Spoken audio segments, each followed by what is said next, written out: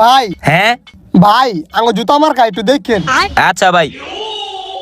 নেতা সাহেব ওরা টাকা দেয়া ভোট কিনতে আছে, আমাকেও টাকা দেয়া ভোট কিনতে হইব। হ তুই ঠিকই কইছ। ওই যে একটা লোক আইতাছে, হ্যাঁ রে ধর। এ ভাই হ্যাঁ ভাই, এলো 1,000 টাকা, আর আমাকে কুত্তাটা একটু দেখেন। কি হ্যাঁ কুত্তা নাকি?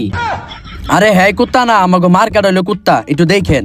এই 1000 টাকাতে আমার কিছু হইব না, আমার একটা মদের বোতল লাগবো। আরে ভাই এই কথা, এই লন মদের বোতল, আর ভিতরে গিয়ে আমাকে কুত্তা মার্কায় ভোটটা দিয়ে। আরে ভাই এখন তো আপনাকে কুত্তা মার্কাই জিতবো।